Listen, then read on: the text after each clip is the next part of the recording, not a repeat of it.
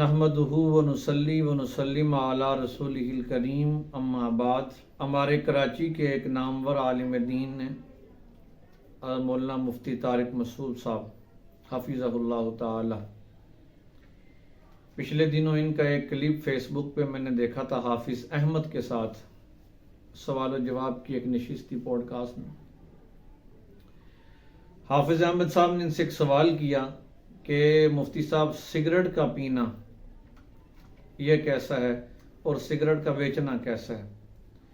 تو بیچنے کے بارے میں مفتی طارق مسعود صاحب نے کہا کہ اس میں دو راہیں بر صغیر پاک و ہند کے علماء کہتے ہیں کہ یہ مکروہ ہے، کیونکہ یہ ہلاکت کی طرف لے کر جاتا ہے، لیکن ایک سٹیپ بائی سٹیپ درجہ بدرجہ لے کر جاتا ہے، اور جو چیز درجہ بدرجہ لے کر جائے ظاہر ہے اس میں تھوڑی سی شدت کم ہوتی ہے، مکروہ ہے۔ جبکہ عرب علماء کے بارے میں انہوں نے یہ بات کہی کہ عرب علماء جو ہے وہ اس کے جواز کا فتویٰ نہیں دیتے، وہ اسے مکروہ سے بھی اگلا درجہ حرمت کا قرار دیتے ہیں۔ میں آج اس بات پر وضاحت کرنا چاہتا ہوں کہ میں نے وہاں پر کچھ لوگوں کے کمنٹ دیکھے۔ مثال کے طور پر ایک صاحبہ وہاں پر یہ کمنٹ کرتی ہیں کہ اس کا مطلب یہ ہے کہ آپ کے ہاں مکروہ ہے، ان کے ہاں اگر حرام ہے تو اس کا مطلب ہے کہ اسلام دو ہیں، اس کا مطلب ہے کہ اسلام ایک نہیں ہے، اسلام کئی ہیں۔ اب عرب کا اسلام اور ہوگا، بر صغیر پاک و ہند کا اسلام کئی اور ہوگا، تو اس کا مطلب یہ ہے کہ اسلام دو ہیں، وہ صاحبہ کمنٹ کرتی ہیں۔ تو میرے بھائیوں، آپ لوگ سوشل میڈیا پر یا جن سکالرز کو یا جن لوگوں کو سنتے ہو جن کا دین سے کوئی واسطہ نہیں، دین کے اصول تک سے وہ واقف نہیں ہیں، تو یہ انہی کے سارے انہی سے آپ جو متاثر ہوئے ہیں، یہ اسی طرز کی بات ہے۔ دیکھیں، جیسے ایک گھر ایک ہے، ایک ہی باپ کے نام پر ہے، اس کے اندر اس کے کئی بیٹے ہیں، لیکن اندر میں اختلاف ہیں۔ مثال کے طور پر کھانے میں پوچھا جاتا ہے کہ کیا پکایا جائے، تو ایک بیٹے کی رائے اور ہوتی ہے، دوسرے کی رائے اور ہوتی ہے، تیسرے کی رائے اور ہوتی ہے۔ اب آراء کا اختلاف ہمیشہ رائے لڑائی نہیں ہوتی، اور جب اندر اختلافات ہیں، لڑائی ہے، اسی طرح سونے بیٹھنے اٹھنے میں ان کے اصول نہیں بلکہ جزیات مختلف ہیں، تو آپ کیا کہتے ہیں کہ گھر تین چار ہے؟ بلکہ یوں کہتے ہو کہ گھر تو ایک ہے، اندر میں اس کے اندر یہ تھوڑی تھوڑی باتوں پر اختلاف ہے، اور اختلاف تو حسن ہے۔ تو خدا کے بندو، یہ کہنا کہ دین دو ہیں، دین اس کا مطلب ہے کئی ہیں، ادھر کا دین اور ہے ادھر کا دین اور ہے، تو یہ جزیاتی مسائل ہیں، اور جزیاتی مسائل کے اندر اختلاف اس امت کا حسن ہے، امت کی خوبی ہے، بشرطے کہ اس کو لڑائی کا ذریعہ نہ بنایا جائے۔ ہاں، جو لوگ جزیاتی اختلاف کو لڑائی کا ذریعہ، گالم گلوچ کا ذریعہ بنائیں اور اپنے مسلک پر تشدد اختیار کریں، تو پھر یہ جزیاتی اختلاف شدت اختیار کرتے ہیں، ورنہ جزیاتی اختلاف تو حسن ہے۔ ابن قیم رحمہ اللہ نے لکھا ہے کہ حضرت عمر رضی اللہ تعالیٰ عنہ اور حضرت عبداللہ ابن مسعود رضی اللہ تعالیٰ عنہ، جو کہ حضرت عمر کے گورنر تھے، ان کے مابین جزیاتی مسائل میں تقریباً اختلاف تھا۔ ابن قیم کہتے ہیں ان کی تعداد 100 تھی، 100 مسائل میں اختلاف تھا، لیکن اس کے باوجود آج تک کبھی حضرت عمر رضی اللہ تعالیٰ ابن مسعود رضی اللہ تعالیٰ عنہ کو، اور کبھی ابن مسعود رضی اللہ تعالیٰ حضرت عمر رضی اللہ تعالیٰ عنہ کے خلاف کبھی کوئی بات نہیں کی، اور نہ تاریخ میں کوئی بات ثابت ہے۔ اور صحابہ نے بھی کبھی یہ نہیں کہا کہ شاید مطلب یہ کہ عبداللہ بن مسعود رضی اللہ تعالیٰ عنہ تیرا دین ادھر اور ہے اور عمر رضی اللہ تعالیٰ دین اور ہے، نہیں جی، یہ دین کی بات نہیں ہے۔ اصول دین کے مسلم ہیں، اصول دین کے جب ایک ہیں، جب قرآن ایک ہے، نبی ایک ہیں، اور ہمارے اجماع سے ہمارے اصول دین مسلم ہیں، تو جزیاتی مسائل کی وجہ سے ان اختلافات کو رنگ دے کر اور ان اختلافات کی آڑ میں آ کر دین کو دو بنانے کی بات کرنا، یہ بات غلط ہے۔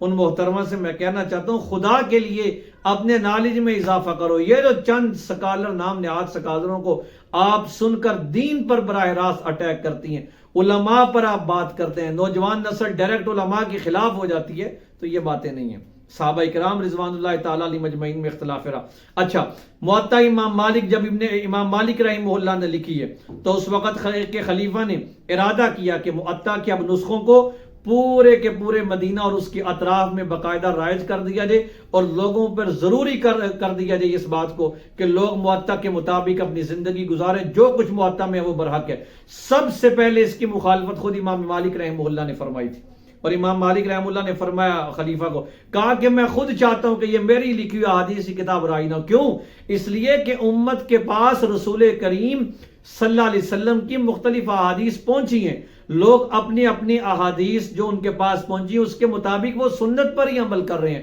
جب آپ میری کتاب کو ضروری قرار دے دو گے، لوگ حرج میں مبتلا ہوں گے، اور فرمایا کہ خود میں اس بات کو پسند نہیں کرتا۔ یہ امت کا حسن ہے، یہ امت کی خوبصورتی ہے۔ نماز پڑھتے ہیں، ایک نے ہاتھ یہاں باندھے، ایک نے ہاتھ یہاں باندھے، ایک نے ہاتھ نیچے باندھے، کچھ نے ارسال کیے۔ امام مالک رحمہ اللہ کو دیکھے، دار الہجرہ کے امام، مدینہ کے امام، ارسال کے قائل ہیں، ہاتھ چھوڑنے کے قائل ہیں۔ اس کا کیا مطلب ہے کہ دین دو ہو گئے؟ اس کا کیا مطلب ہے کہ دین 3-4 ہو گئے؟ نہیں میرے بھائی، جزیاتی مسائل کی وجہ سے کبھی اصولوں پر زد نہیں آتی، کیونکہ انہی اصولوں کی روشنی میں جزیاتی مسائل ہوتے ہیں، اور ان کی وجہ سے دین کا دو ہونے کے دعوے کرنا یہ بات غلط ہے۔ اختلاف رائے ہمیشہ رائے امت میں۔ اور حضرت عمر بن عبدالعزیز رحمہ اللہ کا وہ تاریخی جملہ آپ کے سامنے میں بیان کرتا ہوں کہ ان سے ایک مرتبہ پوچھا گیا، کہا کہ یہ دین میں اختلافات ہیں، جزوی مسائل میں اختلاف رائے ہیں، صحابہ کے مابین اختلاف رائے، تو آپ کیا سمجھتے ہیں؟ انہوں نے فرمایا کہ اگر دین میں اختلاف نہ ہوتا، جزیاتی مسائل میں ایک ہی طرح کی ساری باتیں ہوتی، تو عمر کبھی اس کو پسند نہ کرتا۔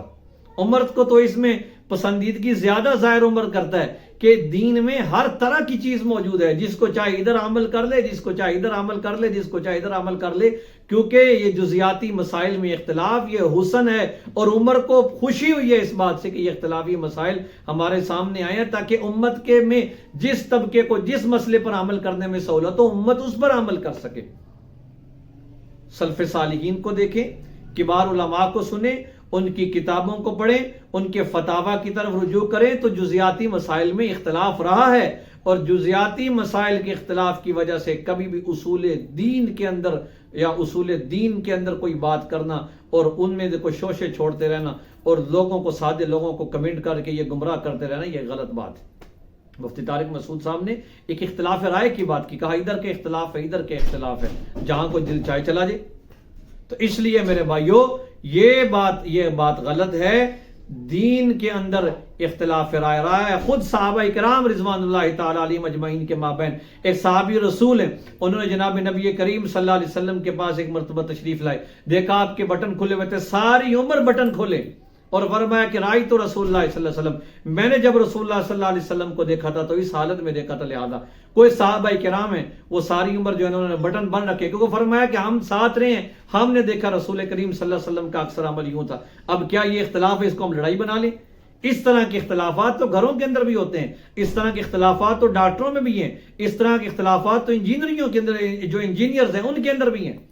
تو اختلافات کبھی لڑائی نہیں ہوا کرتے۔ اختلاف العلماء رحمت، یہ علماء کے اختلاف ایک رحمت کا ذریعہ ہوتا ہے۔ افسوس کے ساتھ کہنا پڑتا ہے کہ آج آپ جن اسکالروں کو سنتے ہیں، جن نام نہاد دین کے ٹھیکیداروں کو آپ سنتے ہیں، وہ آپ کو اسی کی طرف پھر گائیڈ کرتے ہیں، غلط گائیڈ کرتے ہیں۔ جو اختلاف رحمت تھا آپ نے اسے وبال بنا دیا، جو اختلاف حسن تھا آپ نے اسے بد دل بنا دیا، بدصورت بنا دیا، اور امت کو یہ کہا کہ یہ اختلاف ہے، اس کا مطلب ہے ادھر کا دین ہو رہا ہے، ادھر کا دین ہو رہا ہے۔ یہ بات غلط ہے۔ علماء کو سنا کریں، دین کے مسائل سے آگہی رکھا کریں۔ ہمارا قرآن بھی ایک ہے،